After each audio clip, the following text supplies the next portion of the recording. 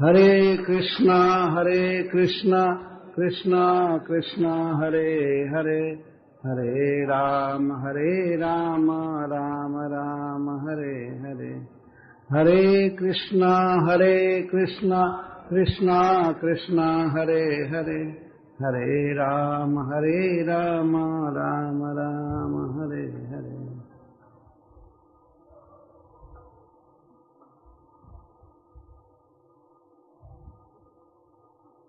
पूतना गोकुल में पहुंच गई है।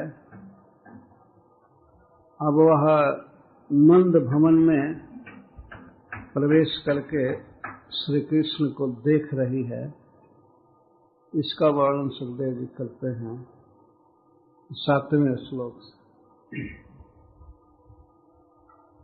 बालग्रहस्तत्र विचिन्वति शिशुम्।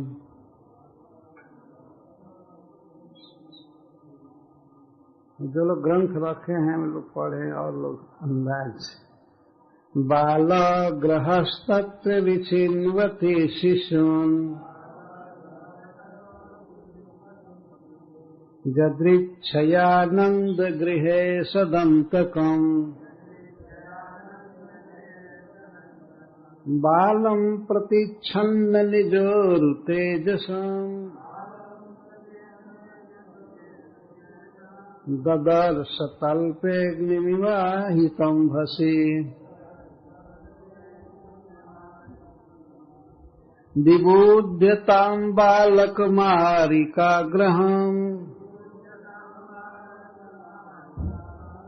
चराचरात्मा सन्निमीलिते क्षणः अनन्तमारोपयदङ्कमन्तकम् जथोरगं सुप्तमबुद्धिरज्जुभिः।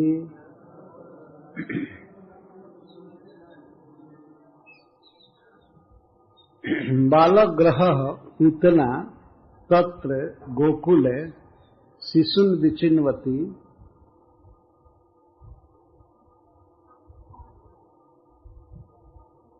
पूतना को बालक ग्रह कहा गया है। बालकों के लिए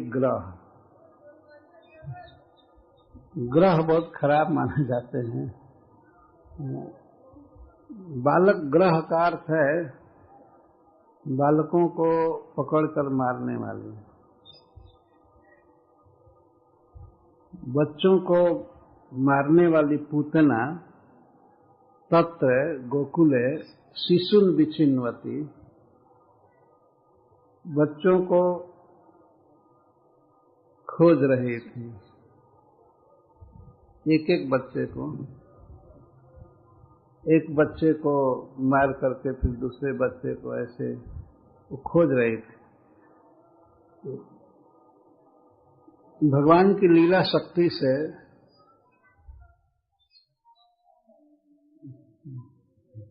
हरे कृष्ण पूतना किसी भी ब्रजवासियों के बच्चे को नहीं मार पाई। मारती थी वो। असल में जिस दिन योग माया ने कह दिया कंस से कि तुम बच्चों की हत्या मत करो, तुमको मारने वाला कहीं जन्म ले चुका है। योग माया ने ये नहीं बताया कि यहीं पर जन्म लिया है मत कारागृह में। कह दे जत्र क्वा, जहां सोचो वह है, यह सब जगह है, वो जन्म ले चुका है। व्यर्थ बच्चों की हत्या मत करो। कंस बहुत डर गया और देवकी वसुदेव को कारागृह से निकाल दिया हथकड़ी बेड़ी खोल करके। इसके बाद आया लगभग 1-2 बजे की घटना होगी रात में, जन्माष्टमी के दिन। उसके बाद बिल्कुल सवेरे ही या भोर में ही इमरजेंसी मीटिंग बुलाया। जितने उसके सचिव थे सब 1 नंबर के खल थे। तो अघासुर, बकासुर आदि जो भी असुर थे सबको बुलाया। कंस वैसे स्वभाव से ही दुष्ट था, जन्म से ही, और उसकी संगति जो थी, उसकी कंपनी जो थी, उसके चलते और बिगड़ गया। तो उन लोगों से मीटिंग किया, सुनाया, ऐसी बात है देवकी के गर्भ से विष्णु जन्म नहीं लिया, मेरी इष्ट देवी माता दुर्गा ने जन्म लिया।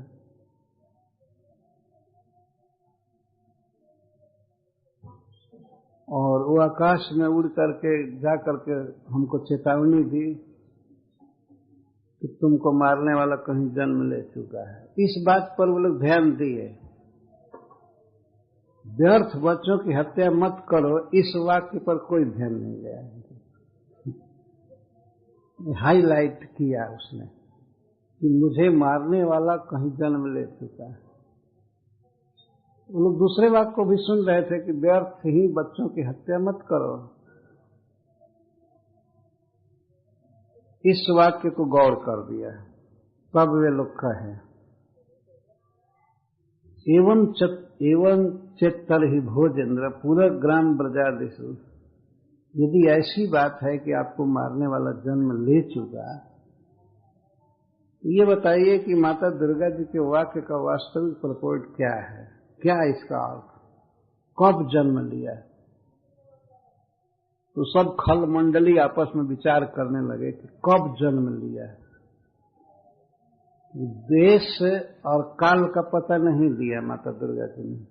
जत्र क्व वा, जहां कहीं भी जन्म ले चुका। तो लोग अपनी बुद्धि लगाए, मंत्री लोग, आज रात में जन्म लिया या एक दिन पहले, 2 दिन पहले, मान लीजिए 10 दिन पहले, इतना ही अर्थ हो सकता है ना। हाँ, इतना ही अर्थ लिया जा सकता है। जन्म ले चुका तो ठीक है, 10 दिन के अंदर के जितने बच्चे हैं और 10 दिन से बाहर के भी, 10 दिन के बाद के पहले के जो जन्म लिए हैं या 10 दिन के अंदर के, सबको मार दिया जाए। उसी में से एक शत्रु होगा आपका विष्णु, कहीं जन्म लिया हो। इस कार्य में सभी लग गए, बच्चों की हत्या में सब लगे, केवल पूतना देवी ही नहीं, ये तो लगी ही, सबको लगाया गया। बोले सभी लोग मार रहे थे जा जा करके, लेकिन भगवान की योग माया से ब्रजवासियों के बच्चों का दर्शन उन्हें हो ही नहीं पाता था। असुरों के बच्चों को ये लोग मार रहे थे। तो असुरों से असुरों का विनाश होना ही चाहिए।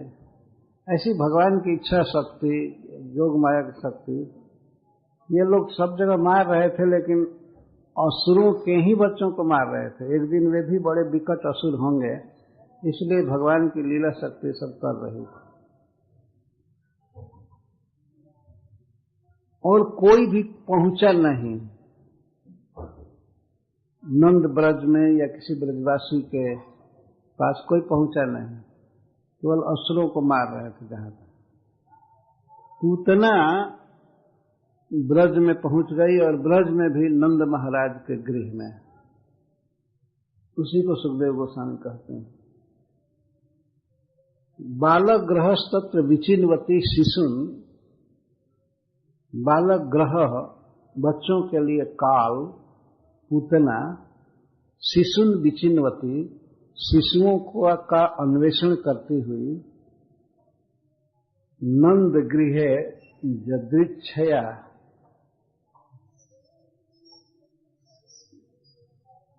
बालम ददर्श। यदृच्छया का अर्थ श्रीपाद सनातन गोस्वामी जी करते हैं यदृच्छा। यदृच्छया का एक अर्थ है बिना नोटिस के, बिना फोन किए, पूर्व से कोई सूचना नहीं थी। और यदृच्छा का एक अर्थ है किसी अचिंत सौभाग्य से। पूतना का बहुत बड़ा सौभाग्य था कि वह नंद बाबा के घर में पहुंच गई। नंद गृह पूतना का उद्धार भगवान ने किया। वास्तव में उसने कुछ भी सुकृत नहीं किया। वैसे एक कथा है कि जब भगवान वामन देव बलि महाराज के यहाँ दान मांगने गए थे, बहुत सुंदर थे भगवान वामन देव, तो बलि महाराज की एक पुत्री थी रत्नमाला। उसने जब देखा भगवान वामन देव को, बहुत सुंदर रूप, तो उसके मन में यह इच्छा हुई कि मैं इस बच्चे को दूध पिलाती कितना अच्छा होता है। उसे इच्छा हो रही थी, वात्सल्य भाव उमड़ा, इसको मैं वामन को दूध पिलाती, बहुत अच्छा होता। लेकिन जब ये वामन बहुत नाटक किया और अंत में सारी पृथ्वी, सारा भूमंडल ले लिया, तो उसके मन पर इसका बड़ा विपरीत प्रभाव पड़ा। इतना क्रोध आया कि उसने सोचा कि इसको जहर पिला करके मार देना चाहिए। भाव में परिवर्तन होता रहता है। तो इस प्रकार का संकल्प हुआ, तो ऐसा कहा जाता है कि वही रत्नमाला पूतना के रूप में जन्म ली। तो भगवान ने इसका दूध पिया, पर दूध जहर पिलाकर मारना चाहते थे। भगवान तो मर सकते नहीं। भगवान भी चाहे कि हम मर जाएं तो नहीं मर सकते। वास्तव में ये उनकी इच्छा के विरुद्ध है। कई बात के लिए श्री भगवान बाध्य हैं, परवश हैं। वो स्वरूप से ही अमर हैं, अविनाशी हैं। यहां तक कि उनका अंश आत्मा भी अविनाशी है। इसको किसी भी तरह से मारा नहीं जा सकता है। शरीर को मारा जाता है, शरीर को जलाया जाता है या पानी में गीला किया जाता है, लेकिन आत्मा नहीं। फिर परम आत्मा कैसे मरेगा?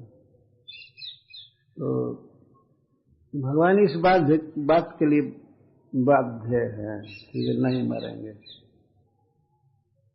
और अपने शरण में आए हुए को ये भगा नहीं सकते। ये अधिकार उनको नहीं है, कतई अधिकार नहीं है। एक बार केवल एक व्यक्ति को उन्होंने थोड़ा ठुकराया, और दुर्वासा जी को, क्योंकि बहुत बड़े भक्त द्रोही थे। अम्बरीश महाराज का वध करना चाहते थे, इसलिए भगवान उनको ठुकरा दिए। भगवान ने ये उपाय बताया कि आप जिसका अपराध किए हैं उस अम्बरीश के पास जाइए। यदि अम्बरीश आपको क्षमा कर देते हैं तो ठीक है, लेकिन हम नहीं क्षमा करेंगे, हमारा चक्र रुकेगा नहीं। एक ही उदाहरण है कि भगवान की शरण में गया हुआ व्यक्ति और ठुकराया गया है। तो भगवान का ऐसा स्वभाव है, अपने शरण में आए हुए को वो ठुकरा नहीं सकते। ये उनका स्वभाव है, कोई कानून नहीं ऊपर से बना है, स्वभाव है। तो श्री भगवान का ये स्वभाव है, उनके पास कोई आवे तो उसका कल्याण करते ही हैं। ऐसे सद्गुण संपन्न हैं श्री भगवान। कोई किसी भी अभिप्राय से उनके पास जाए, श्री कृष्ण उसका मंगल ही करते हैं, हित करते हैं। पूतना के दोषों को श्री भगवान देखे नहीं। इतनी बहुत क्रूर हृदय था पूतना का, लेकिन भगवान उसके इस डार्क साइड को नहीं देखे। उन्होंने केवल यही देखा कि यह गोपी ड्रेस पहनी है। पहला तो ये देखा उन्होंने, ब्रजवासी जैसा पहनते हैं ऐसा पोशाक पहनी। हृदय तो बहुत क्रूर था, लेकिन वेशभूषा बहुत अच्छी थी। और दूसरे वो भगवान के घर में आई थी। भगवान ब्रज में रहते हैं, तो मथुरा भी उनका घर है, लेकिन यहाँ जन्म लिए हैं गोकुल में, तो भगवान ने विचार किए कि मेरे घर में बेचारी आई, यह अविद्या से ग्रस्त है, इसको कुछ भी पता नहीं है मेरा और अपने स्वरूप का भी पता नहीं। लेकिन मुझे ऐसा नहीं सोचना चाहिए, इसके दोषों को नहीं देखना चाहिए। भगवान ने केवल यही देखा कि हमारे घर में आई है और हमारे भक्त की का वेश बनाई है, हमारे माँ का आचरण कर रही है, दूध पिलाना चाहती है, तो भगवान सदा के लिए उसे दूध पिलाने वाली ही बना ली। ये भगवान का स्वभाव है। तो श्रीपाद जीव गोस्वामी जी कहते हैं अभिमुख्य मात्रेण, केवल इसलिए कि वह वृंदावन में आई, बस, और कोई गुण नहीं था पूछना में। हमारे पास आई है, बस किस लिए आई है इस पर श्री कृष्ण ने कोई ध्यान नहीं दिया। ऐसा सद्गुण भगवान में है, ऐसे गुण हैं विलक। तो उसी को श्रील सुखदेव गोस्वामी कहते हैं जदृच्छया, जदृच्छा से, भगवत कृपा से, अपने अचिंत्य शुभ कर्म से या सौभाग्य से वह पहुंच गई नंद बाबा के भवन में। और नंद गृह में आकर के उसने तल पे बाल पर्यंक पर, बाल पलंग पर सुलाए हुए श्री कृष्ण को देखा। आहितम साइतम, सोए हुए श्री कृष्ण नहीं, सुलाए हुए श्री कृष्ण। 6 दिन के थे तो अपने से क्या सोएंगे।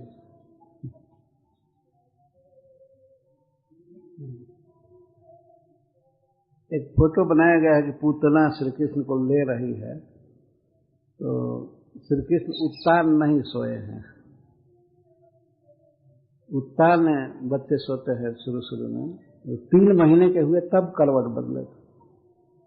फोटो में दिखाया गया है कि भगवान करवट बदले हैं, असल में श्री कृष्ण का मुख दिखलाने के लिए वो किया गया है। तो कितना बहुत सुंदर स्त्री है और श्री कृष्ण को ऐसे उठा रही, तो हमको हंसी आ रही थी कि अभी करवट बदले नहीं श्री कृष्ण। लेकिन फिर भी भगवान का तो अद्भुत अलौकिक स्वरूप है, करवट क्या बदलना, कहीं भी जा सकते हैं, दौड़ सकते हैं।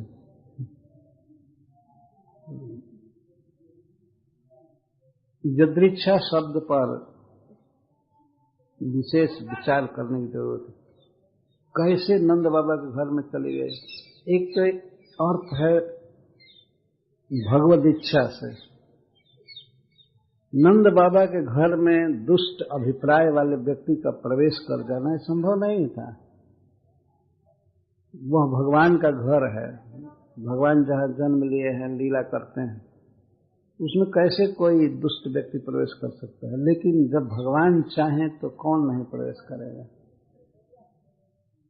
हम लोगों को की कोई योग्यता नहीं है कि हम वृंदावन में आवें, ब्रज में रहें, लेकिन जब भगवान परमिशन दे दिए हैं तो कौन रोक सकता है। उनकी अपनी कृपा है, राधा रानी की कृपा है, कृपा से वे किसी को भी ब्रज में बुला लेती हैं और अपना स्नेह दान प्रेम दान करती हैं। उतना मायाबद्ध जीव बेचारी अज्ञ किसी अचिंत सौभाग्य से नंद बाबा के घर में पहुंच गई। कोई रोकता नहीं था, क्योंकि जब श्री कृष्ण का जन्म हुआ तो दूसरे दिन ही पौर्णमासी देवी, योग माया का अवतार है ब्रज में, वे बच्चे के भूत भविष्य वर्तमान को बताने लगी। बहुत बड़ी पंडितानी है ब्रज में, प्रसिद्ध योग माया। तो वे बता दी इस बालक में बहुत गुण है। ये नहीं कहा कि साक्षात भगवान है, लेकिन ये होनहार बालक है और इसको देखने के लिए देवी देवता सब आएंगे, ऐसा योग माया ने कहा, पौर्णमासी जी ने। इस कारण से देवी देवता तो आते ही थे, देवियों की भीड़ लगी रहती थी। पार्वती जी आ रही हैं या लक्ष्मी जी आ रही हैं या अरुंधति आ रही हैं, वशिष्ठ जी की पत्नी, तो लोग आते ही रहते थे। जब जोग माया ने कह दिया था कि आते ही रहेंगे, तो उसी दफा में लोग समझे कि अब ये भी एक देवी आई हुई है। उतना को भी लोग समझते थे कि एक देवी है, अद्भुत तेज। और वास्तव में भगवान ने अपना तेज पुतला में भरा था अपनी लीला करने के लिए, कोई इसको रोक ना पावे। जब भगवान अपने तेज को ही उसमें देंगे, अपनी सुंदरता तेज सब कुछ, तो कौन रोके उसको। बल्कि परम सौभाग्य मानते थे सभी ब्रजवासी। यह देवी आई है, चाहे कोई भी देवी आती थी तो लोग सोचते थे बच्चे को आशीर्वाद देगी, थोड़ा हाथ फेरेगी तो इसका मंगल होगा, ये बहुत दिन जिएगा, निरोग रहेगा, विद्वान बनेगा। इस तरह के आशीर्वाद की आकांक्षा रखते थे वे। इसीलिए पूतना को किसी ने नहीं रोका, यह आकांक्षा बनी रहती थी आशीर्वाद दे, देवी आई है। और स्त्रियों ने तो, ब्रज गोपियों ने तो साक्षात लक्ष्मी ही मान लिया, लक्ष्मी जैसा ही माना। थोड़ा थोड़ा अंतर दिख रहा था लक्ष्मी जी से, क्योंकि लक्ष्मी जी जमीन पर पैर नहीं देती है, कुछ ऊपर रहती है। और देवी लोग आती थी तो आकाश में ही 1 फीट या जो भी ऊंचा रहती थी। तो बालक ग्रहस्तत्र विचिन्वती से सुन जदृक्षया नंद गृह सदंतकम, सौभाग्य से नंद भवन में प्रवेश की और उसने देखा, ददर्श, किसको देखा? असत अंतकम, असताम कालम, जो असत पुरुषों के जीवों के काल हैं, असत अंतकम।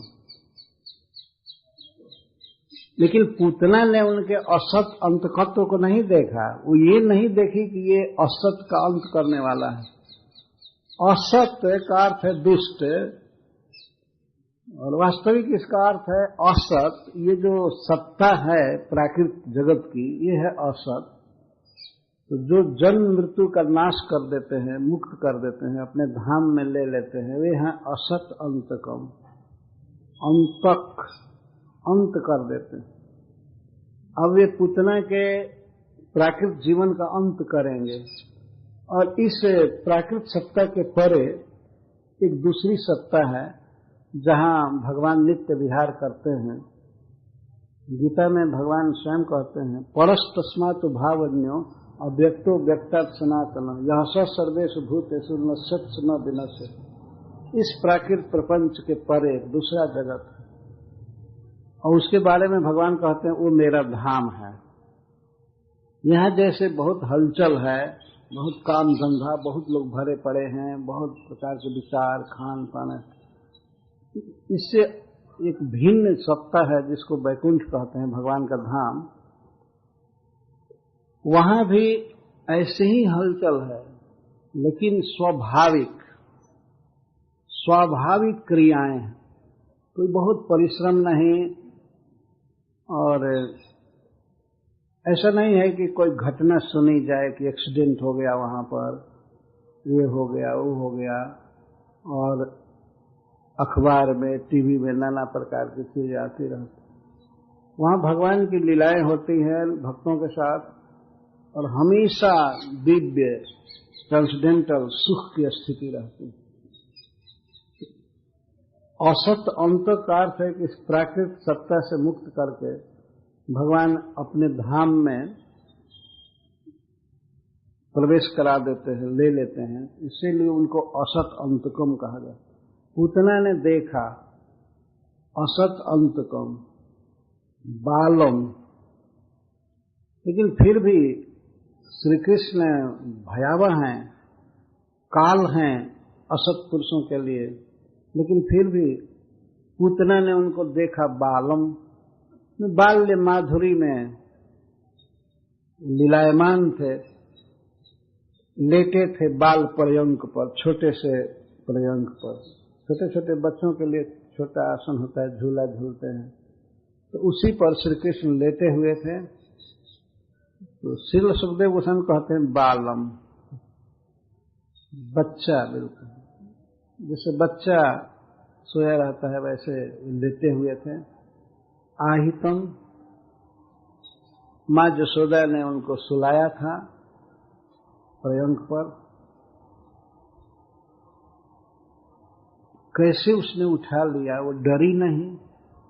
जब भगवान असत के अंतक हैं, नाश करने वाले हैं, काल हैं, तो डरी नहीं, वह डरी नहीं, क्योंकि प्रतिच्छन्न निजोर तेज सम, श्री कृष्ण अपने उरु तेज, अपने महान तेज को प्रतिच्छन्न करके रखे। बाल चेष्टा से, बाल माधुरी से, बाल लीला से वो अच्छन्न रहते थे।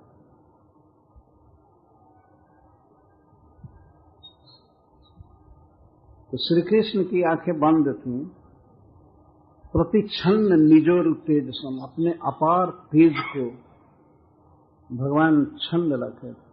श्री कृष्ण में अपार तेज है। अर्जुन ने देखा, और संजय जी कहते हैं कि भगवान ने जब अपना रूप प्रकट किया, विराट रूप, एक समय में यदि करोड़ों, हजारों, लाखों, करोड़ों सूर्य उदित हों, और जितनी प्रभा, जितना तेज होगा, जितना प्रकाश, उतना प्रकाश महात्मा श्री कृष्ण के शरीर से निकल रहा है।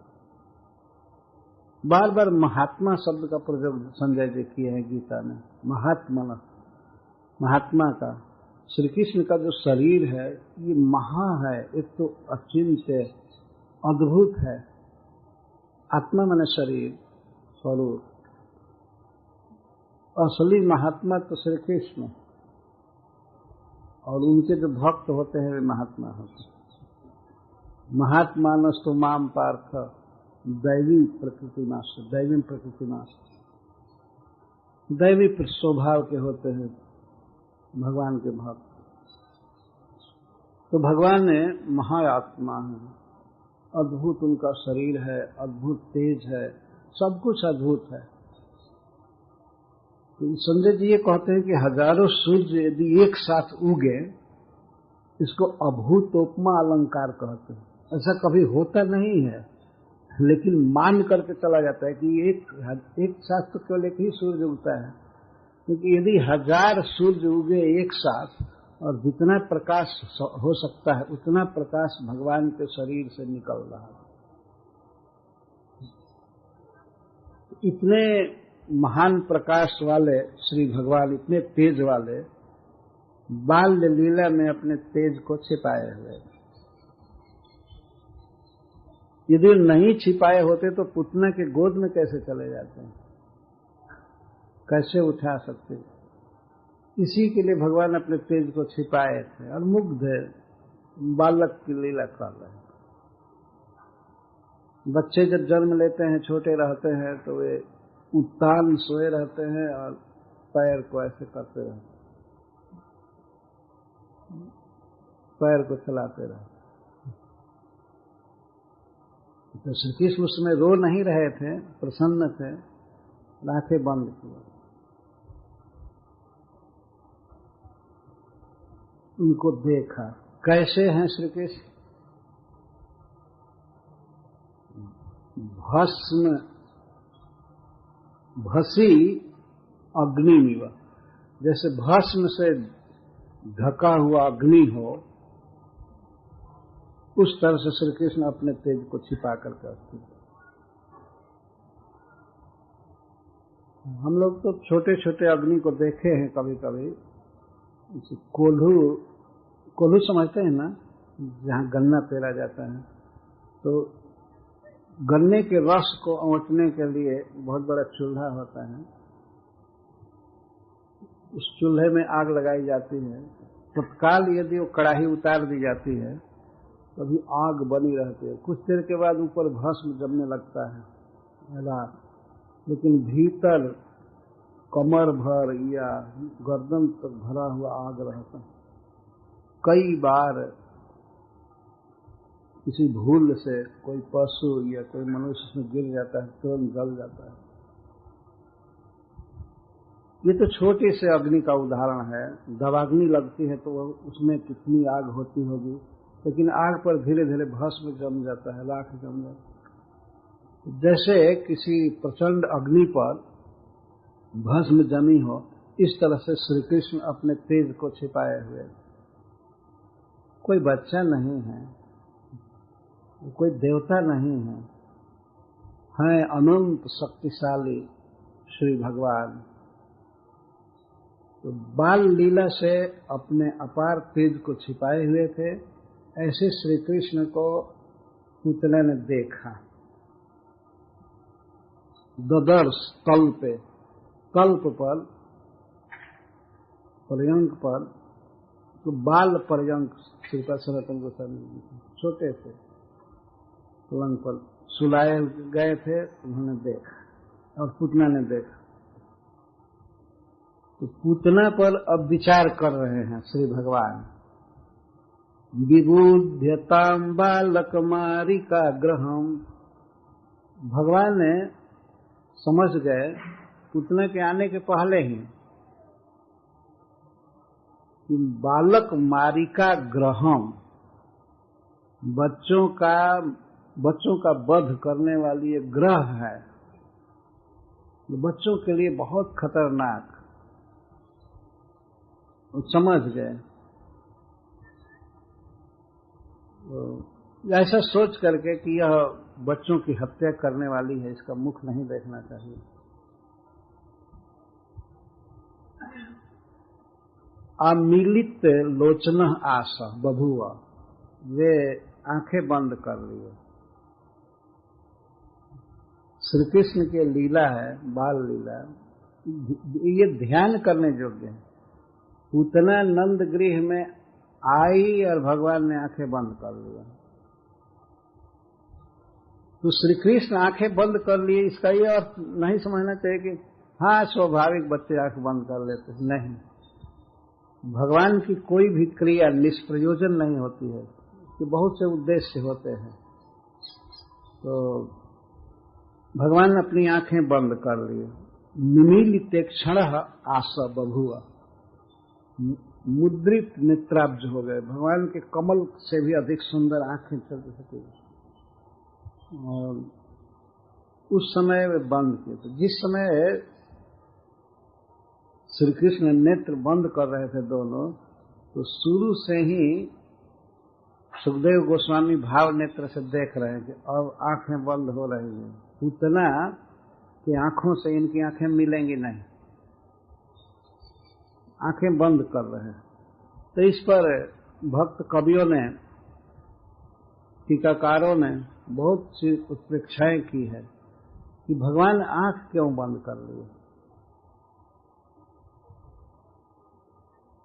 भगवान चैतन्य महाप्रभु ने कहा है भागवतार्थ स्वाद, 5 महासाधनों में एक महासाधन है भागवत के अर्थ का आस्वादन करना। अर्थ का आस्वादन करना। आस्वाद का अर्थ होता है कोई बहुत स्वादिष्ट चीज सुनने को मिली, पढ़ने को मिली या खाने को, उसमें और उत्कंठा से खाने की चेष्टा करना, सुनना, विचार करना।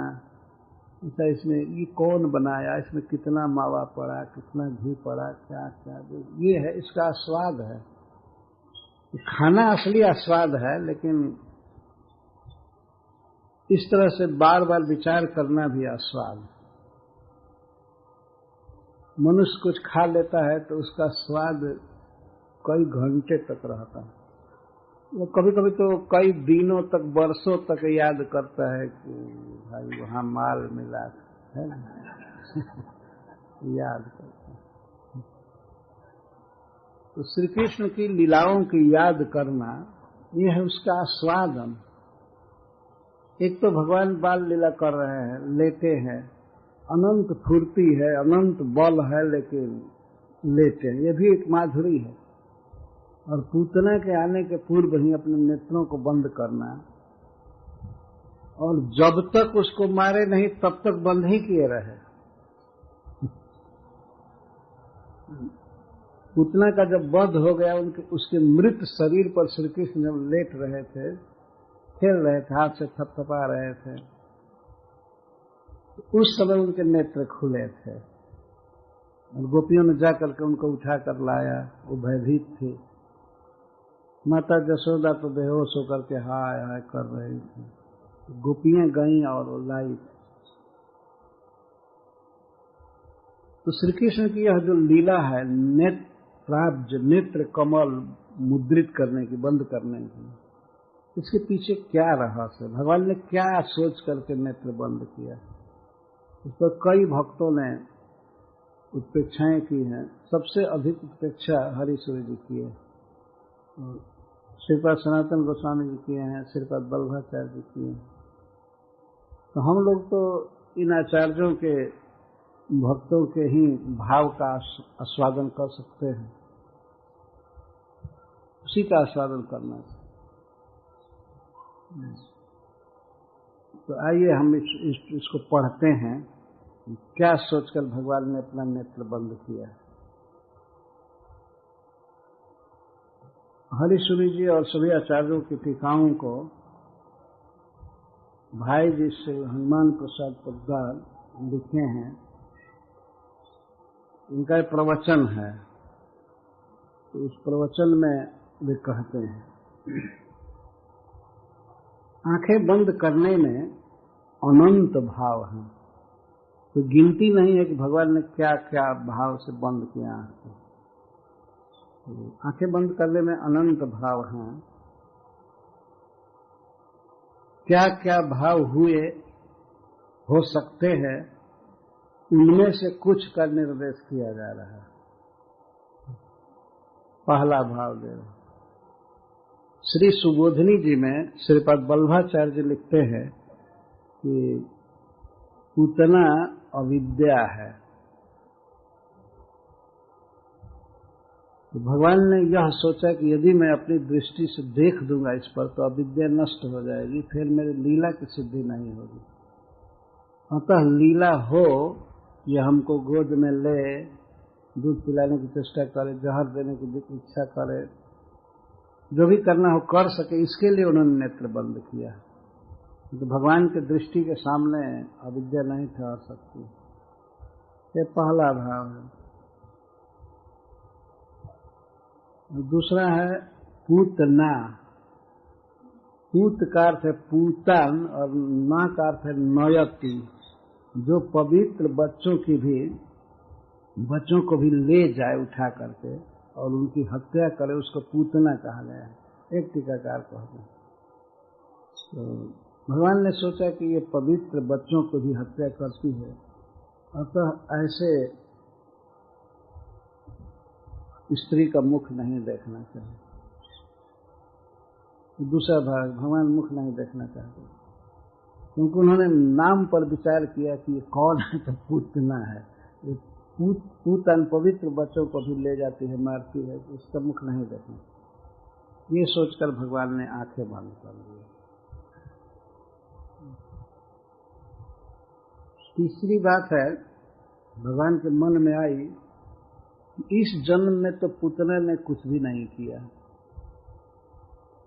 केवल बच्चों को मारना, काटना, उनका खून पीना, तो ये जीवन तो इसका बिल्कुल बेकार है। शायद पूर्व जन्मों में कुछ सुकृत किया हो, इसको देखने के लिए आंखें बंद कर ली, अंतर्दृष्टि कर ली। इस जन्म में तो कुछ की नहीं है, पहले जन्मों में कुछ किया होगा, तो क्या क्या सुकृत किया, कौन कौन साधन किया, नाम जप किया या कथा सुना या दान दिया, ये सब सुकृत है। साधन में तो सबसे बड़ा साधन है भगवान का नाम जपना। तो इसने किया है कि नहीं, इसको देखने के लिए शायद भगवान अंतर्दृष्टि किए, फिर हिसाब देखने के लिए पूर्व जन्मों में उसने कुछ किया कि नहीं।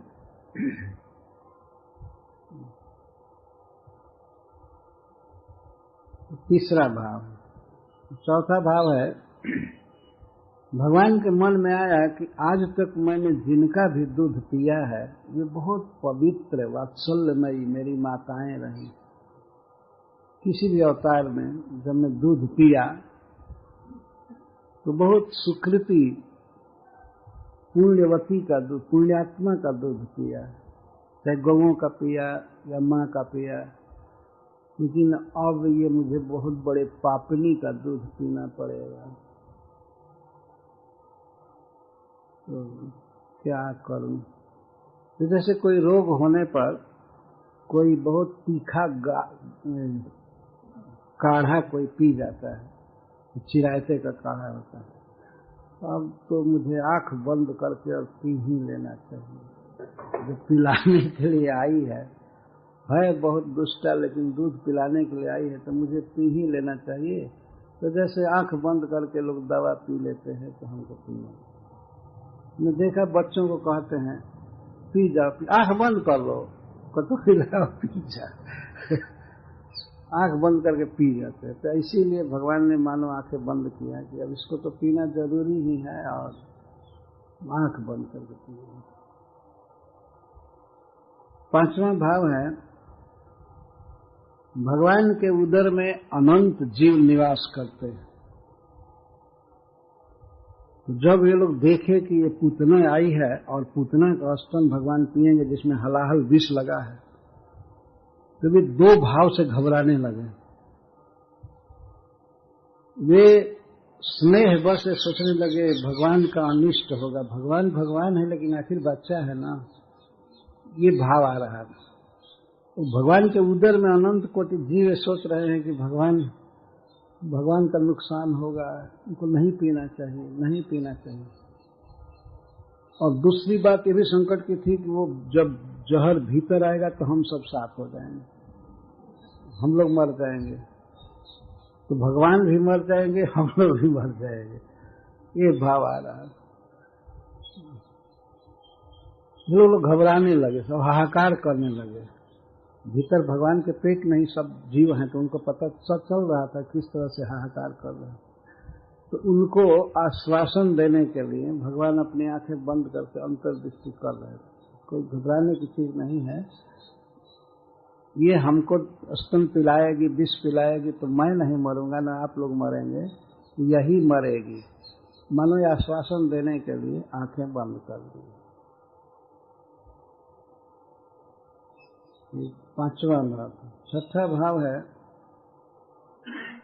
भगवान शिशु श्री कृष्ण के मन में आया कि भाई मैं तो गोकुल में आया, इस बार बहुत इच्छा थी, खूब दूध पीऊंगा, माखन खाऊंगा, लेकिन छठी के दिन ही मुझे जहर पीना पड़ रहा है।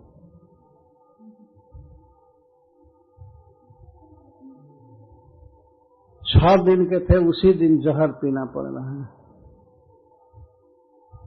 तो भगवान ने विचार किया कि जहर पीना जिनका काम है, जो इसमें अभ्यस्त हैं, भगवान शिव, उनका ध्यान करने लगे कि आप अपना पी लीजिए हिंसा और हमको दूध ही पीने दीजिए।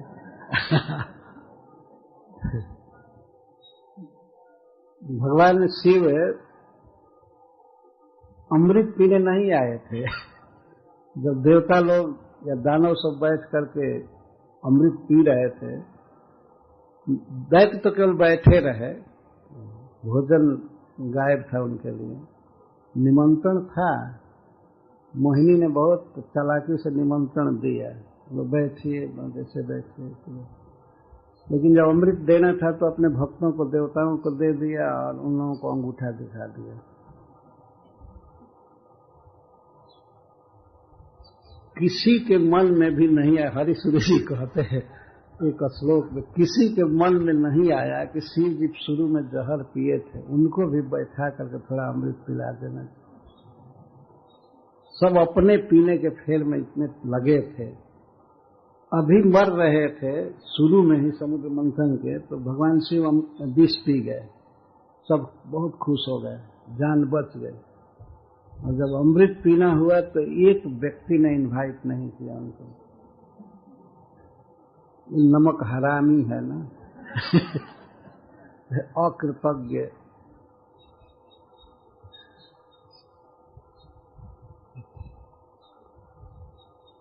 लेकिन भगवान अजित भी वहां थे, तो वो तो भगवान शिव की महिमा बढ़ाने के लिए ये सब लीला कर रहे थे, और उनको अमृत नहीं दिया गया, विष दिया गया। विष में पी लिया, और उनको कोई पीने के लिए कहा नहीं। वो तो विष को खत्म करने के लिए चाहे जिस उपाय से लोग प्रार्थना कर रहे थे, तो भगवान शिव स्वयं ही पी गए। इसका मतलब है कि उनको मजा है विष पीने में। अतः भगवान श्री कृष्ण सोचने लगे कि हम तो दूध पीने के लिए आए, माखन खाने के लिए आए, छठी के दिन ही विष पीना पड़ रहा है, इसलिए हे शिव जी, आपका प्रिय, आपका अभ्यस्त भोजन तैयार है, आप पीजिए, हम तो दूध ही पिएंगे। मैंने इसके लिए शिव जी का ध्यान करने लगे, क्योंकि एक समय में भगवान बहुत बातें सोच सकते हैं, अद्भुत उनकी ज्ञान शक्ति है।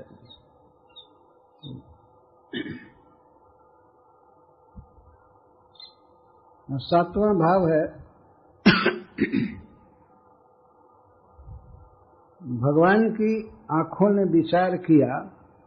भगवान के दो आंख विचार कर रहे हैं, भगवान नहीं, भगवान की आंखें विचार कर रही हैं कि भगवान तो सर्वतंत्र स्वतंत्र हैं, जिसको जो मन करता है दे देते हैं, दुष्ट या शिष्ट नहीं देखते हैं। इनकी जो इच्छा हो पुतना को ये जो देना चाहें दे सकते हैं, लेकिन हम तो अपना द्वार बंद कर रहे हैं। चंद्र मार्ग और सूर्य मार्ग, जो अर्ची मार्ग है स्वर्ग में जाने का या भगवान के धाम में जाने का, तो सूर्य मार्ग से या चंद्र मार्ग से जाते हैं। और नरक में जब जाते हैं तो केवल अंधकार ही रहता है, कोई लाइट फाइट रहती नहीं, तो केवल सम्मिश्र अंधकार रहता है। सारा दुख जितना संभव है सब रहता है रास्ते में ही। रास्ता भी बहुत खराब, और रास्ते में जो आसपास दवाग्नि लगी रहती है, भूख प्यास तो रहती ही है, दवाग्नि, गरम बालू, सूर्य का ताप ऊपर से, बहुत दुख है। और रास्ता में कोई लाइट नहीं है, उसको अंधकार मार्ग कहते हैं। परंतु स्वर्ग में जाने का और भगवान के धाम में जाने का रास्ता बिल्कुल लाइट से भरा हो, उसको चंद्र मार्ग कहते हैं। कुछ जोगी लोग चंद्र मार्ग से जाते हैं स्वर्ग में भगवान के धाम में, और कुछ सूर्य मार्ग। तो सूर्य और चंद्रमा दोनों भगवान के नेत्र पर निवास करते हैं। तो ये सोच रहे हैं कि भगवान तो स्वतंत्र हैं, इनकी मर्जी, जिसको जो देना चाहें, तो पूतना को या उच्च गति दे या नीच गति, इसमें स्वतंत्र है। पर सब ये दोनों समझ लिए कि ये उच्च गति देने वाले हैं, परंतु पूतना के कर्म को देख करके लोग इतने रंज थे कि इन्होंने अपना अपना द्वार बंद किया। भगवान को जिधर से भेजना हो भेजें, लेकिन हम तो कपाट बंद करेंगे, हम इसको नहीं जाने देंगे। अर्ची मार्ग से, प्रकाश मार्ग से, चंद्र मार्ग और सूर्य मार्ग से इसको नहीं जाने देंगे। ये लोग अपना अपना द्वार बंद करते। इसमें भगवान के लिए कुछ नहीं कहा जा रहा है कि वे कुछ सोचे, भगवान के नेत्र सोचे कि हम अपने अपने मार्गों को अवरुद्ध करेंगे। एक प्रकार से हड़ताल किए कि हम इस मार्ग से नहीं जाने देंगे। भगवान में कृपा है, लेकिन कृपा की बाढ़ है, तो कुछ भी कर सकते हैं, पर हम नहीं जाने देंगे। और जिस रास्ते से भेजे हम अपने मार्ग से नहीं जाने, इसीलिए भगवान के दोनों नेत्र द्वार बंद हो गए।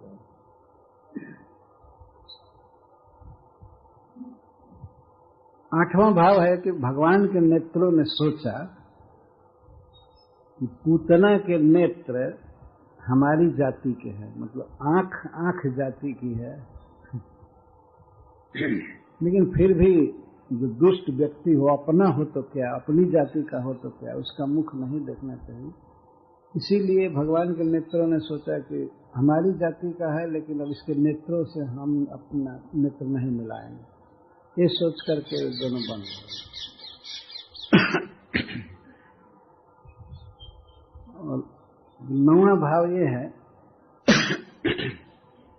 कि श्री कृष्ण के आंख पर या सभी प्राणियों के आंख पर धर्मात्मा निमि महाराज रहते हैं, जो 12 भागवतों में एक भागवत पुरुष जनक महाराज निमि।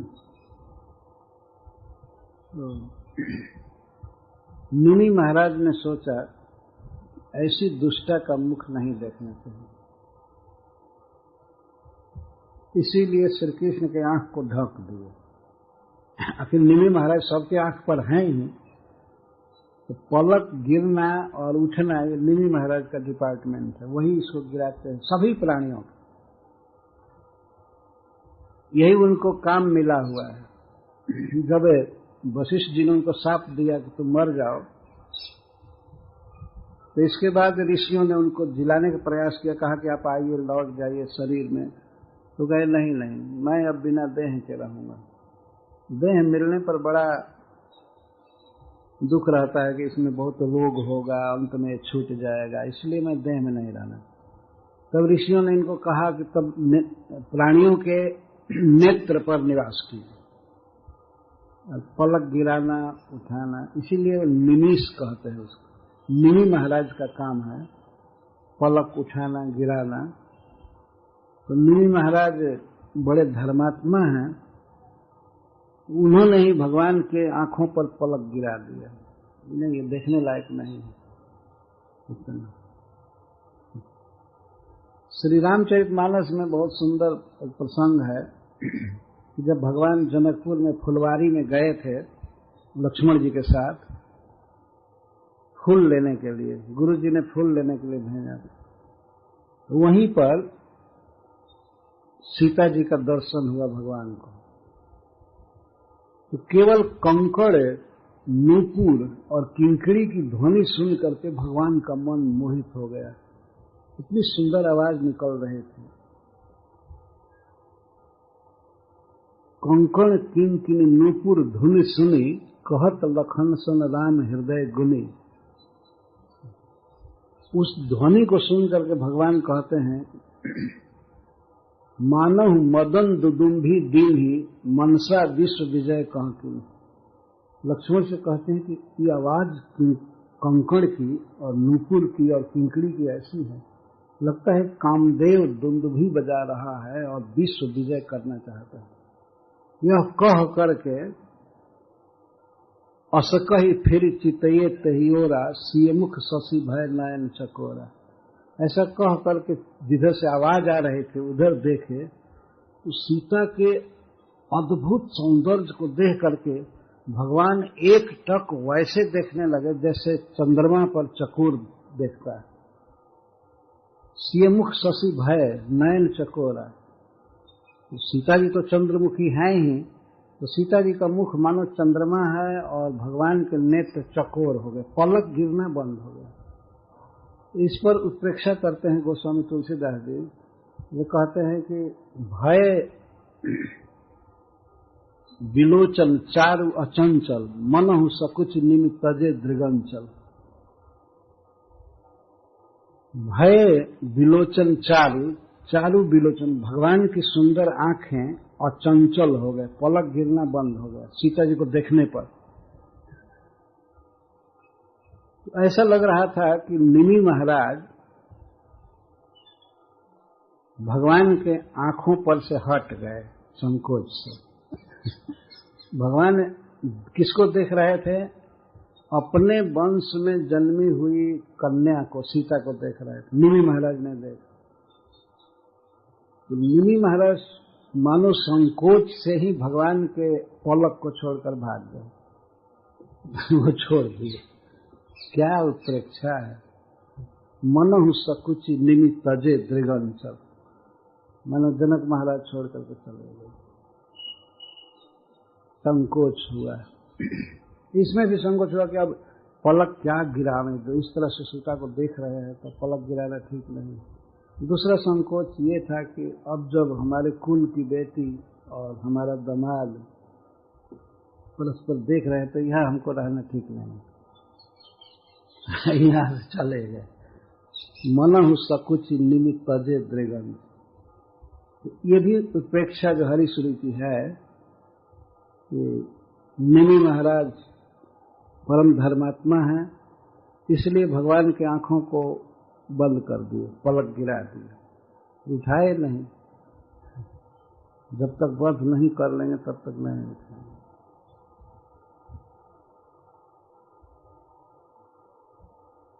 और श्री कृष्ण के नेत्र राजहंस हैं और पूतना का मुख क्या है? बकी का मुख। बकी कहते ही हैं, अहो बकी यम स्तन कालकूट। बकी का क्या अर्थ है? बक का अर्थ है बगुला और बकी का अर्थ है बगुला की स्त्री।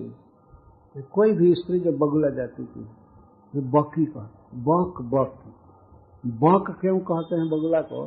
जो ब करोती सब बक। बगुला को देखेंगे आप पेड़ पर कहीं बा करते रहते, इसलिए उनको बक कहते।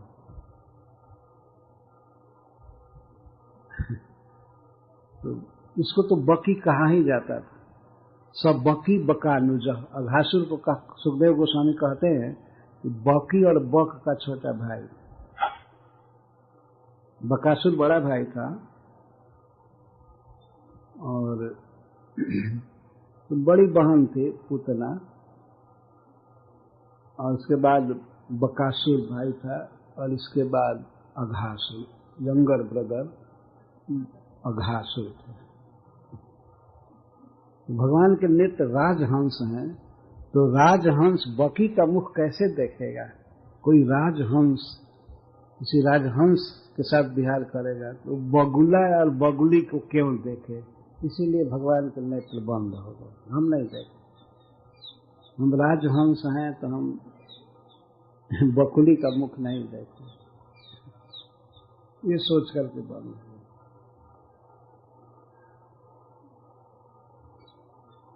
श्री कृष्ण के मन में विचार आया कि देखो यह कैसा सुंदर रूप बना करके आई है, मां बन करके आई है और कह रही है कि मेरी गोद में आ जाएगा यह और मेरा स्तन भी पी लेगा तो अमर हो जाएगा।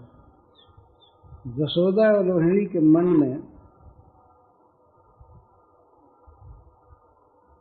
और भी जल्दी आ रही थी, जल्दी काम हो जाए।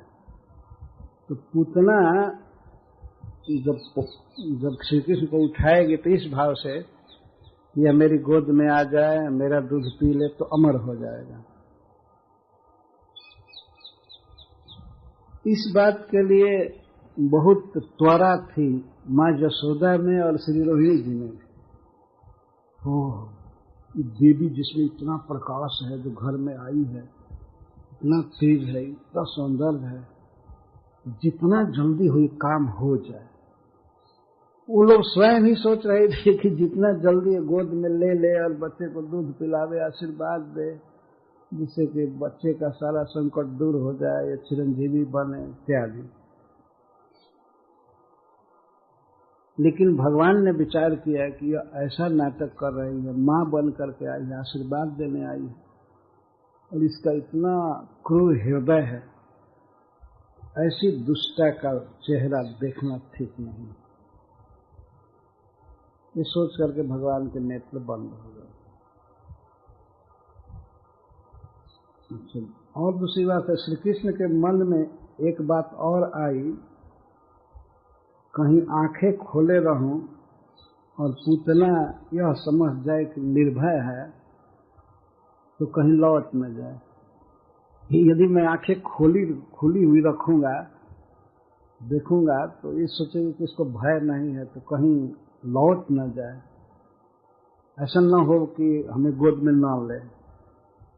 तो इसीलिए भगवान अपना भय दिखाने के लिए, भयभीत है, बच्चे नेत्र बंद कर लेते हैं, ऐसा देखा जाता है, अपना भय सूचित करने के लिए और अपनी मुग्धता सूचित करने के लिए आंखों को बंद कर लिया।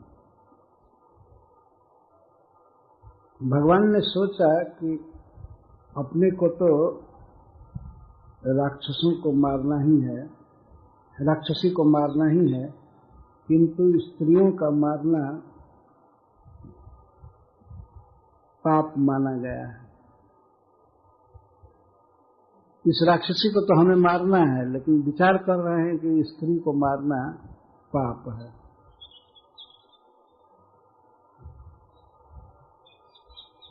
पहल स्त्री से ही मुठभेड़ हो गई।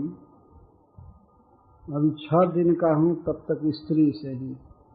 इस अवतार में तो मुझे बहुत राक्षसों को मारना है, लेकिन पहले स्त्री से भेंट हो गई। इस विचार से विरक्ति पूर्वक नेत्र बंद कर लिए। हरिश्री जी कहते हैं क्या मतलब, एक नफरत से आंखें बंद कर ली।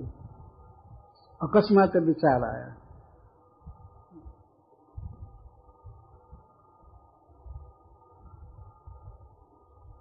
और भगवान श्री कृष्ण ने विचार किया कि मेरी आंखों में हमेशा करुणा भरी रहती है, क्रोध नहीं रहता है।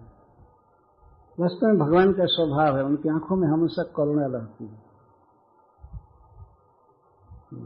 कभी क्रूरता आती ही नहीं है। और यह है स्त्री जाति। यदि मैं देखूंगा तो बेचारी इसकी दीन दशा देख करके, मायाबद्ध दशा देख करके, अज्ञान की दशा देख कर, खास करके जो मुझे मारने आई है, इस बात को मैं जब विचार करूंगा, इसका चेहरा देखूंगा तो मुझे दया आ जाएगी, तो मैं इसका बस नहीं कर पाऊंगा, क्योंकि हमेशा करुणा भरी ही रहती है। करुणा भरी निगाहें, करुणा बरस रही है, करुणा भरी निगाह। करुणा का अर्थ होता है किसी के दुख को दूर करने का भाव, इसको करुणा कहते हैं। दया में और करुणा में थोड़ा सा भेद है। दया का अर्थ है किसी को कुछ देने की भावना, और करुणा का अर्थ होता है किसी के दुख को दूर करने की भावना। दुखी है, उसका दुख दूर कर देना, इस भाव को करुणा शब्द द्वारा व्यक्त किया जाता है। तो भगवान के आंखों में स्वाभाविक स्नेह रहता है सबके प्रति, करुणा रहता है। तो तुरंत विचार करते हैं कि कोई व्यक्ति किस दुख में है, उसके दुख को दूर करना है। स्वाभाविक, उसके लिए कोई अलग से प्रयास नहीं करना पड़ता भगवान के आंखों को। तो उन्होंने सोचा कि यह बेचारी स्त्री जाति की है, अविद्या से ग्रस्त है, अज्ञान में है, तो इसको देखने पर मुझे करुणा आएगी, और करुणा दृष्टि से देखूंगा तो फिर मारूंगा कैसे। और यदि मैं बनावटी क्रोध करके देखूं तो देखते ही जलकर भस्म हो जाएगी मेरे आंखों से। भगवान की आंखों में यह भी है, भागवत में लिखा गया है कि भगवान ने केवल दृष्टि से ही अर्जुन को विजय दे दिया। जब दिखा रहे थे अर्जुन को कि ये देखो, कुरुवंशियों को, अपने मामा को, चाचा को, इसको उसको, साले, तो अपनी काल दृष्टि से सबकी आयु का हरण कर रहे थे। दृष्टि मात्र से हरण कर लिए। हरण केवल आयु का ही नहीं, उनके संसार बंधन का भी हरण कर लिए।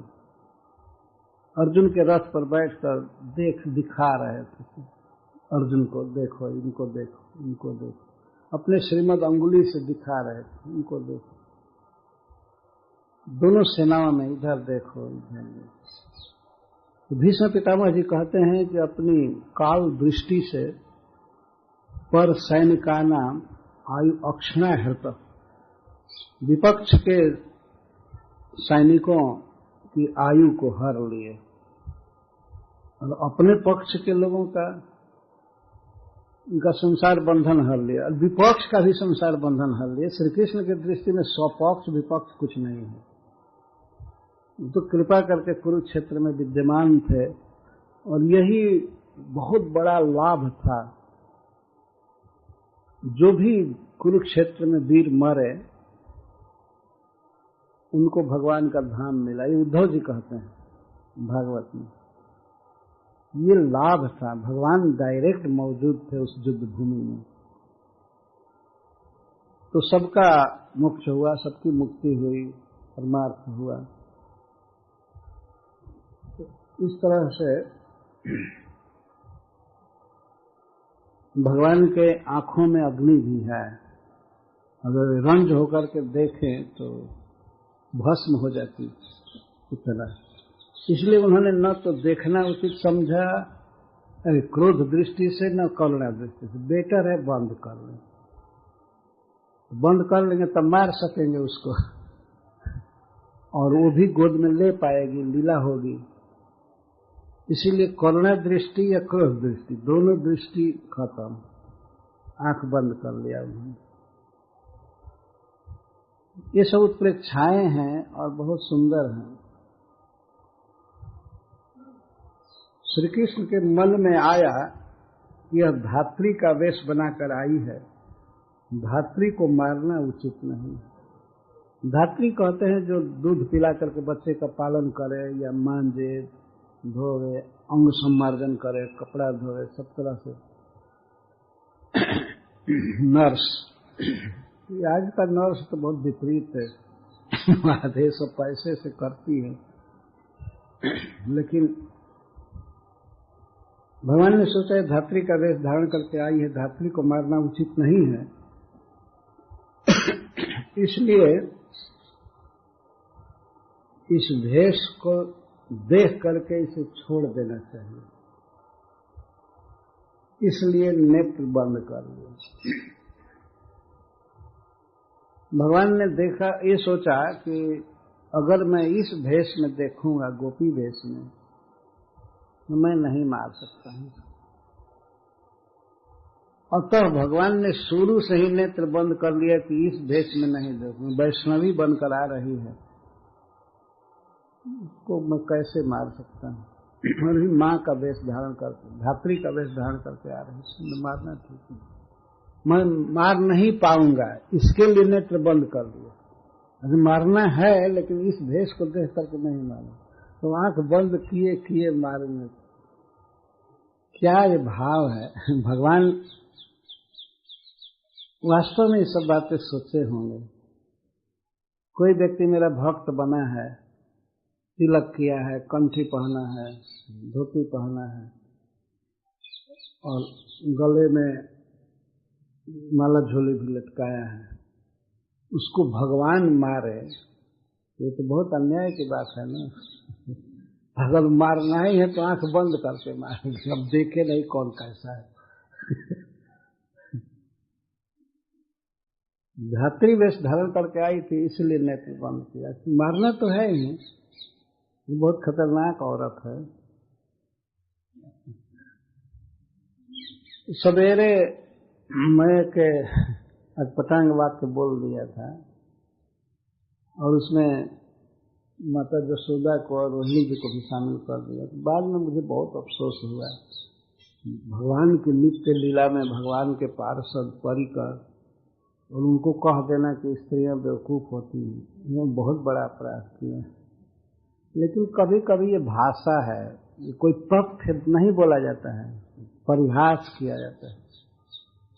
जैसे एक प्रसंग में सुखदेव गोस्वामी बोले हैं, रासलीला के प्रसंग में, जब श्री राधा रानी के साथ भगवान विहार कर रहे थे, तो राधा रानी जाते जाते कहने लगी कि हमसे चला नहीं जाता है, थक गई हूँ, जहाँ आपकी इच्छा हो हमें टांग कर ले चलो। तो भगवान ने कहा कि ठीक है, तब टांग कर क्या कंधे आरोह्यता, मेरे कंधे पर चढ़ जाएगी। यह सुनते ही राधा रानी को प्रेम वैचित्र हो गया और इस बात को भूल गए कि प्रियतम यही है, और लगी विलाप करने। देख नहीं रही थी कृष्ण को, विलाप करने लगे, हे प्रियतम आप प्रकट होइए, मैंने बहुत बुरा किया। तो भगवान उनके चोटी भी गूथे, उनको टांग कर चले भी। बाद में कई प्रकार की सेवा की। सुखदेव गोस्वामी कहते हैं, रेमे तया चात्मरत आत्मा रामोप्य खंडित कामिनम दर्शन दैन्यम स्त्रीणाम चैव दुरात्मता। भगवान ने उस स्त्री के साथ विहार कर रहे थे, रेमे तया मतलब राधा रानी के साथ, लेकिन वहां स्त्री ही सुखदेव गोस्वामी कह रहे हैं, विहार कर रहे थे। और बताइए, विहार करते करते वो कहने लगे कि हमको टांग कर ले चले जहां आपकी जत्र ते मना। तो भगवान इस तरह से दिखा रहे हैं, आत्मा राम है, अखंडित हैं, लेकिन कामियों की दीनता दिखा रहे हैं। जब कोई कामी होता है कितना दीन हो जाता है। स्त्री का जूता उठाने के बाद तो दूर रहे, उसको टांग करके ले चलता है। कामी इतना दीन हो जाता है। और स्त्रीणाम चैव दुरात्मता, और स्त्रियों की दुरात्मता दिखा रहे हैं। तो दुरात्मता शब्द का यह अर्थ नहीं है कि अब राधा रानी की दुरात्मता दिखाई जा रही है। कोई ऐसा न समझे कि मैं राधा रानी इतना कठोर सोचेंगी, जो तत् सुख सुखित्व में रहती हैं, प्रियतम श्याम सुंदर को ही सुख देना चाहती हैं, वे कैसे कहेंगे कि आपका जहां मन हो हमें टांग करके ले चलिए। लेकिन भगवान के द्वारा की गई विविध प्रेम सेवाओं को देख करके वे इतना मुग्ध थी, इतना आनंद में थी, वो देखना चाहते थे कि क्या करते हैं। तो भगवान ने कहा, कंधे पर चढ़िए, ये सुनते ही उनको प्रेम वैचित्र होगा। तो प्रियतम श्याम सुंदर हमें इतना चाहते हैं, तो प्रेम के वश में है, प्रिया जी की सब तरह से सेवा करते हैं। तो स्त्रीणाम चाहिए दुरात्मता से ये तात्पर्य नहीं है कि राधा रानी या ब्रज की गोपियों में दुरात्मता है, उनका मन उच्छृंखल है, ये है। वैसे ही कभी कभी कह दिया जाता है।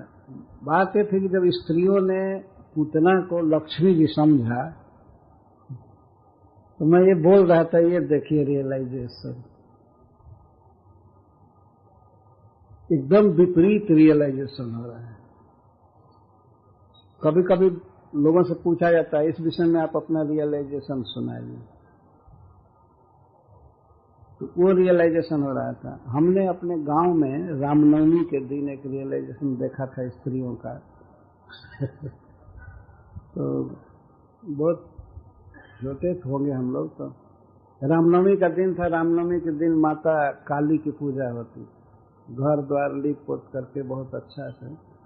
और यहाँ तक कि काली जी घर में जाएंगी तो इसके लिए रंगोली बनाया जाता था। यहाँ पैर रखेंगे, यहाँ पैर रखेंगे, यहाँ रखेंगे, और घर को खुला रखा जाता था। नियम था घर को खुला, जिससे कि काली जी आवे, माता जी आवे। तो अकस्मात एक कुतिया खुला था, उसमें घुस गई। उसको हम लोगों के यहाँ पीली कहते हैं। कुतिया घुस गई थी। वो परिचित कुतिया थी, हम लोग जानते थे ये जाती रहती, चोर कुतिया थी, घुस जाती थी। तो जो पकवान रखा हुआ था, पुआ पूरी, उसको चापुल चापुल खा रही थी, आवाज कुछ आ रही। तो स्त्रियों का रियलाइजेशन देखी। इधर आंगन में कुछ स्त्रियां जुटी और कहती, ओहो वो माता काली जी प्रकट खा रही है। कोई देख नहीं रही थी, काली जी प्रकट खा रही है। भले आइलू ये मैया, भले आइलू ये मैया, हे माता जी बहुत अच्छा हुआ आप आई आहे, ओहो भाग, हमसे प्रसन्न है, ये प्रसन्न है। और कुछ देर तक ऐसे ही बस मुग्ध रही। और तब तक तो पूरा भोग लगा करके वो काली जी निकल गई। उसका नाम भी था, इतना याद नहीं। अरे इतना है कुतिया ही आई। ये रियलाइजेशन था। देवी जी प्रकट हो गई। यदि देखा गया नहीं होता, वो खा करके मान ली चुपके से निकल गई होती, तब तो काली जी ही खाई थी। अच्छा भाव था। माता काली जी प्रकट होकर के भोग लगा रही है, खा रही है। इसलिए मैं कुछ रियलाइजेशन इतना गलत हुआ स्त्रियों को कि मैं कुछ बोल दिया, उसके लिए क्षमा कीजिएगा। भगवान के परिकरों पर इस तरह से बोलना बहुत बड़ा अपराध।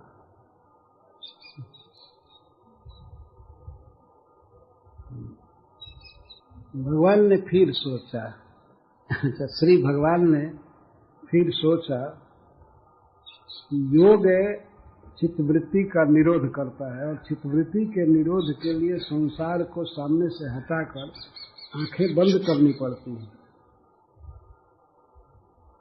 तो योग से चित्त को एकाग्र करने से, भगवान में लगाने से बड़े बड़े संकट दूर हो जाते हैं। तो भगवान ने सोचा कि 6 दिन का हूं और यह बहुत भारी विपत्ति आ रही है, तो मानो वे नेत्र बंद करके ध्यान करने लगे, योग करने लगे।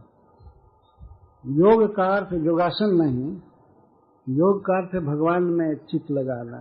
ध्यानावस्थित तद्गतेन मनसा पश्यन्ति यम योगिनः। ध्यानावस्थित भगवान को देखते रहते हैं एकाग्र चित्त से, ध्यानावस्थित चित्त से भगवान को देखते रहते हैं। तो मानो श्री कृष्ण इसलिए नेत्र बंद किए कि बहुत भारी संकट आ रहा है, अब इसको योग से पार करूंगा, इसलिए नेत्र बंद कर दिया। उतना निश्चय करके आई थी कि यह ब्रज के सारे बच्चों को मार डालेगी, परंतु भगवान की ऐसी कृपा कि जिनकी रक्षा भगवान करे उसको कौन मारे। ब्रज का एक भी बच्चा इसको दिखाई नहीं दिया। श्री कृष्ण ने सोचा कि यह बालकों को खोजती हुई सीधे मेरी प्रेरणा से यहाँ आई है।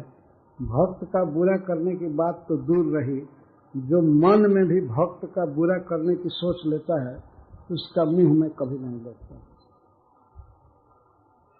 भक्त का बुरा तो कोई असुर कर नहीं सकता, पर वह मेरा द्वेष बन जाता है। जिसने मेरे भक्त का बुरा चाहा उस दुष्ट का मुख में नहीं देखना चाहता। ब्रज के सभी बालक मेरे सखा हैं और मेरे परम भक्त हैं, इनको मारने का संकल्प करके आने वाली पूतना का मैं मुंह नहीं देखना चाहता, इसीलिए भगवान के नेत्र बंद कर लिया। तो मेरे भक्तों को मारने आई है तो इसलिए इसका मुख नहीं देखना चाहिए। कोई मन से भी भक्त का अनिष्ट सोचे तो भगवान उसका मुख नहीं देखना चाहते। इसके बाद एक और बात है, भगवान के मन में आई कि पूतना की बड़ी भयानक राक्षसी आकृति थी और उसको छिपा करके वह दिव्य रमणी बनकर आई है। यह ऐसी माया से बनी है और मेरी दृष्टि पड़ते ही माया खुल जाएगी। जहां मैंने देखा इसका माया रूप हट जाएगा और राक्षसी रूप प्रकट हो जाएगा। इसके इस भयानक रूप को देख करके मेरी मां जसोदा और रोहिणी डर जाएंगी, इसलिए भगवान ने नेत्र बंद कर दिए। माया रूप है, कपट रूप है। भगवान ने सोचा कि देखूंगा तो फिर माया रूप नहीं रह जाएगा, इसका भयावह रूप प्रकट हो जाएगा। तो कहीं इसके भयानक रूप को देख करके मेरी मां जसोदा और श्री रोहिणी जी के हृदय की गति न रुक जाए। भगवान ने सोचा हार्ट अटैक कर सकता था, इतना भयानक थी। तो भगवान ने सोचा नहीं देखना है, जिससे कि वो लोग अलाउ कर दें कि हाँ गोद में उठाओ, चाहे करो, दूध पिलाओ।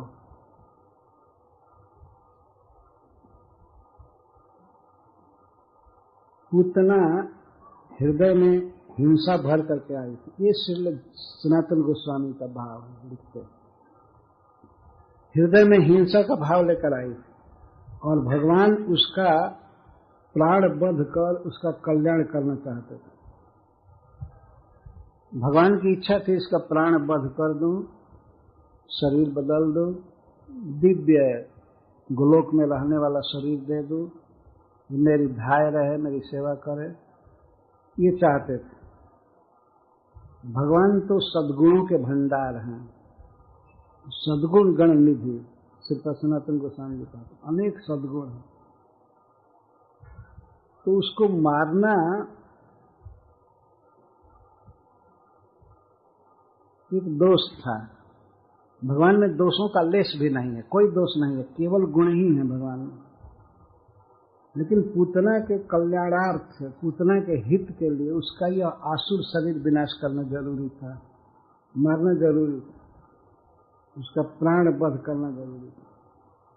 लेकिन भगवान को इसमें बड़ी लज्जा आ रही थी, क्योंकि सद्गुणों के भंडार हैं कि स्त्री की हत्या और किसी भी तरह से जब वो छटपटाएगी, रोएगी, हाथ पैर पटकेगी, तो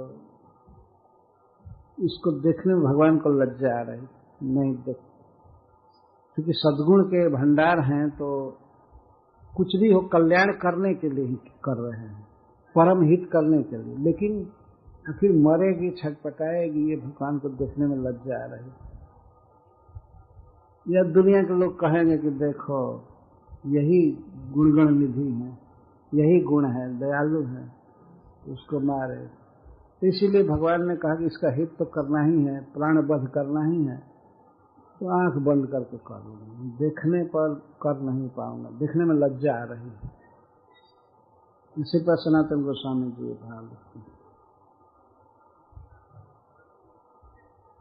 भगवान के मन में यह बात आई कि हम तो जगत पिता हैं और असुर राक्षस आदि भी मेरे ही संतान हैं। जब वे उदंड हो जाए तो उन्हें दंड भी देना ही चाहिए, पर स्नेह में भी अपने बच्चे को दंड देने पर माता पिता को दुख होता है। दंड देते हैं उसके भले के लिए ही, पर दुख होता है। भय को दिखलाने के लिए उस दुख को बाहर प्रकट नहीं करते। बच्चे को भय हो, ठीक हो जाए, तो अपना दुख प्रकट नहीं करते हैं, दंड देते हैं। अगर वह दुख बाहर से हुआ हो जाए तो बच्चे के मन में भय आए ही नहीं। अगर बच्चे को दंड दिया जाए, माता पिता भी लगे कहने बड़ा अफसोस है तुमको मैं दंड दिया, तो उसको फिर भय नहीं होगा। इसीलिए भय तो दिखाने के लिए दंड देना चाहिए। तो भगवान ने सोचा कि हम असुरों को मारते हैं तो पिता के नाते दुख तो होता ही है, तो मैं पिता हूं तो दुख तो होता ही है, और उन असुरों को भय दिखाने के लिए हम दुख प्रकट भी नहीं करते, और दुख प्रकट भी नहीं करते। भगवान मारते हैं तो कठोर बन करके मारते हैं, उनका हित करने के लिए। तो पूतना को तो मारना है, और जो इसके मृत्युकालीन पीड़ा होगी उसको देखकर मुझको बहुत दुख होगा, इसलिए भगवान ने आंखें बंद कर। तो मारते समय जब दुख होगा उसको तो देख करके बहुत ज्यादा दुख मुझको होगा, इसलिए अब आंख बंद करके ही मारना उचित समझ।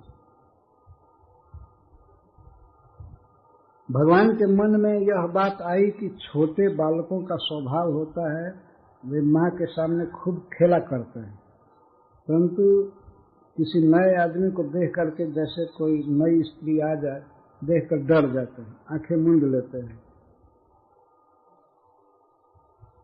यहाँ भगवान की यही भगवान को करना है, अपनी बाल लीला। यह नाटक है ना, बाल लीला में कहीं रस भंग न हो जाए, इसलिए भगवान ने आंखें बंद कर दी। ये अंतिम तात्पर्य है। स्वाभाविक ही आंखें बंद कर दी, ये बाल लीला है। नए स्त्री को देख करके बच्चे आंख बंद कर लेते हैं, है ना। कई बार देखा गया है, कोई दूसरी स्त्री गोद में लेना चाहे जिसको बच्चा पहचाना नहीं है तो नहीं आना चाहता है, आंखें बंद कर लेता है। तो शायद एकदम नई मथुरा की आई हुई स्त्री से वो आंख बंद कर दी।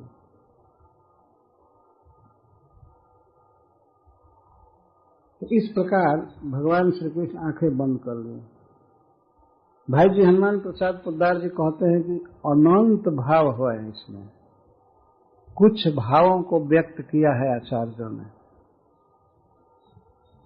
तो भगवान ने पूतना को देख करके, पूतना आ रही है इसको विचार करके अपनी आंखें बंद कर ली।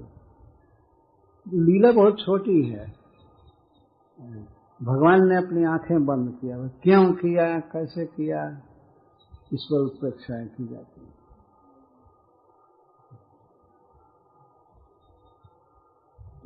जब श्री कृष्ण आंखें बंद किए थे तो पुतने ने क्या किया, यहां उदाहरण देते हैं। अनंत मारो पैदंक मंतकम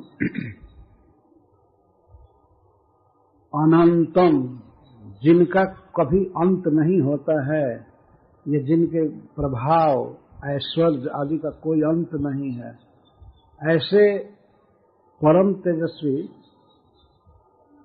अनंत, जिनका स्वयं अंत नहीं होता है, पर सबका अंत वे करते हैं। अंतकम, सबका विनाश श्री कृष्ण करते हैं और उनका कोई विनाश नहीं कर सकता, उनका कभी कोई विनाश है ही नहीं। ऐसे अविनाशी श्री कृष्ण को, श्री भगवान को अंकम आरोपयत, पूतना अपने अंक में ले ली।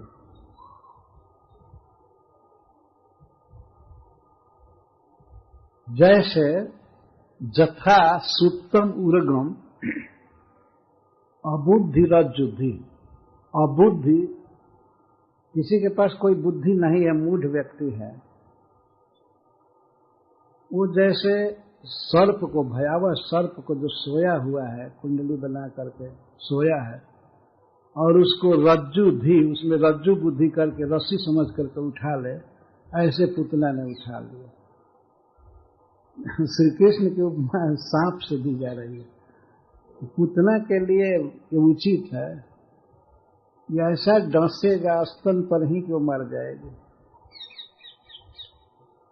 कभी कभी कोई भक्त सुखदेव गोस्वामी पर बड़े व्यंग करते हैं कि यही उदाहरण मिला उनको, लेकिन देखिए किस प्रसंग में उदाहरण दिया जा रहा है। जैसे कोई मूर्ख व्यक्ति सोए हुए सांप को रस्सी समझ करके उठा ले, वैसे ही श्री कृष्ण को, जो अनंत हैं, सबका विनाशक हैं, काल हैं, उनको अपने गोद में उठा लिया और बड़े ही पुचकारते हुए, सहलाते हुए, कितना सुंदर है, जुग जुग जियो बेटा, जुग जुग जियो, सुखी रहो, कह करके उठा लो, गोद में उठा लो। ये प्रश्न होता है कि यशोदा क्या कर रही थी, कहाँ गई थी, और श्री रोहिणी कहाँ क्या कर रही थी, क्यों नहीं रोका, क्यों नहीं रोका इस बच्चे को, पुतना को। पहले ही कहा जा चुका है कि देवियां आती रहती थी यशोदा जी के घर में, तो यह भी देवी ही समझी गई, तो रोकना तो दूर रहा। यशोदा और रोहिणी थोड़े से हट गए वहां से, वो लोग बच्चे को निर्निमेष देख रही थी, तो बच्चे के पास से हट गई कि देवी कृतार्थ करे, बच्चे को धन्यवाद दे, दया करे, इसको जरा गोद में उठावे, दूध पिलाने। अगर देवी का दूध पिएगा तो कितना अच्छा होगा। अभी तो मानवी का दूध पी रही है, मनुष्य की स्त्री का दूध पी रहा है, और जब देवी का दूध पिएगा तो शरीर कई गुना बलवान हो जाएगा। ये भाव आया, तो लोग अवसर दे रहे हैं कि कृपा कीजिए, इसको गोद में लीजिए, गोद में लीजिए, दूध पिलाइए, सहलाइए, आशीर्वाद दीजिए। तो इसको तो कोई बाधा नहीं आई उठाने में, जग से गई और आहा करते हुए बच्चे को सहलाते उठा ली। पर सुखदेव गोस्वामी उपमा दे रहे महाराज परीक्षित को सांत्वना दे रहे। परीक्षित को और परीक्षित महाराज के साथ बैठे हुए ऋषि मुनि, राजर्षि, ब्रह्मर्षि, सबको, उनको सुख हो। अरे वो किसको कैसे उठाए, किसको, जैसे सोए हुए भयानक सर्प को कोई मूर्ख व्यक्ति रस्सी समझ करके उठाए, तो कोई दुख नहीं हुआ। कथा सुनने वाले को हर्ष होगा कि वो जो सोया हुआ सर्प तो उठाने वाले व्यक्ति को डसेगा ही, उसका विनाश होगा। ऐसा मत समझिए कि श्री कृष्ण को सर्प बनाया जा रहा है।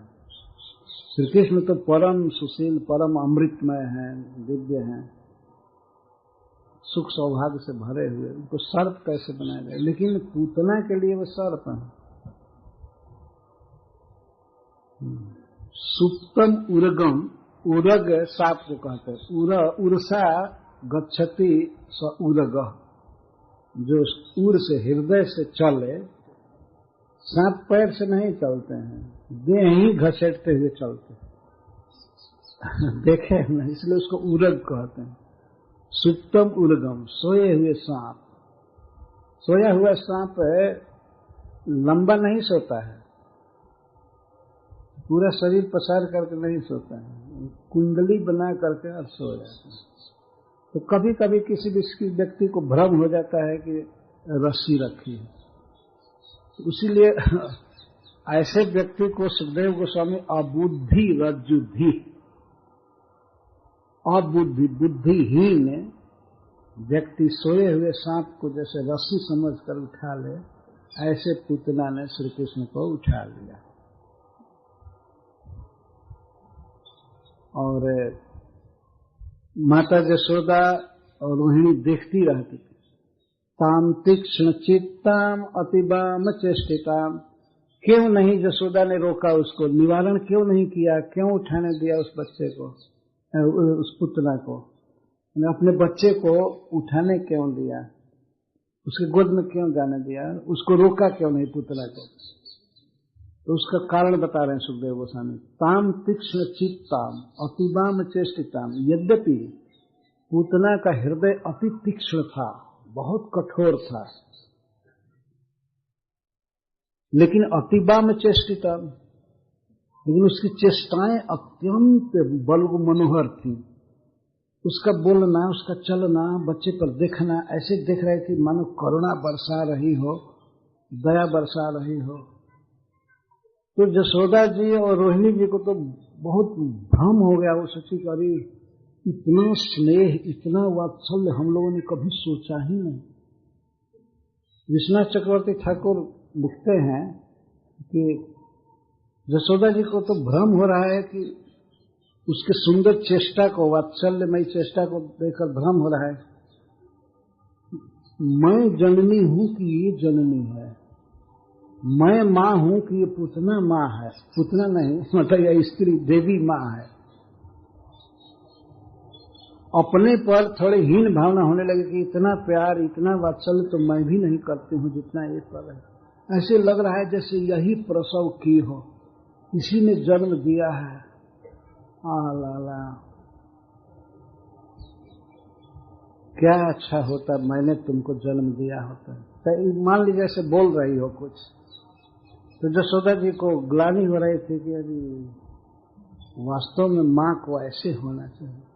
ये भाव देखी, इसको अति वाम चेष्टिता, वाम माने मनोहर, अतिशय मनोहर चेष्टा हो रही थी। और हृदय कैसी थी, छुरे की धार के समान। सुखदेव गोस्वामी कहते हैं परिच्छदा शिवत, परिच्छद अशिवत, असी अर्थ है तलवार, खड्ग के समान, और सांग धराए हुए तलवार, परंतु रखा कहाँ गया है, मखमली मयान में रखा गया। तलवार की मयान होती जहां वो रखा जाता है, तो आपने देखा होगा कभी कभी मखमल की गद्दी जैसे, उसके भीतर रखी हुई तलवार। उतना भीतर से कितना कठोर है पर बाहर से कितना मुलायम, इसका दृष्टांत सुखदेव गोस्वामी दे रहे हैं। परिच्छद अशिवत, आवरण से युक्त तलवार, मयान में रखी हुई तलवार के समान। उसकी क्रूरता का और अति वाम चेष्टिता का वर्णन कर रहे हैं। वरस्त्रियम तत्प्रभया च धर्षिते, वरस्त्रियम परम श्रेष्ठ स्त्री बनी हुई थी। तो यशोदा जी और रोहिणी जी उसकी सुंदरता को देख करके मुग्ध थे। इतना परम सुंदर और परम व्यवहार, मृदुता थी व्यवहार में, तो वात्सल्य भाव था। तो क्यों रोकें, देवी है आशीर्वाद देगी, बच्चा सुखी रहेगा, तो वो लोग नहीं रोक पाए। जननी यतिष्ठता, मेरी बोली वे देख रही थी क्या क्या देवी चेष्टा कर रही है, क्या क्या, और लोग थोड़ा दूर हट गए थी कि जो भी प्यार करना, दुलार करना, आशीर्वाद देना है ये दे। अतिष्ठता, वे खड़ी थी दूर पर, दोनों जननी माँ जसोदा और रोहिणी जी खड़ी थी, और इसीलिए निवारण करने का तो कोई प्रश्न ही नहीं था, बल्कि और आग्रह कर रही थी।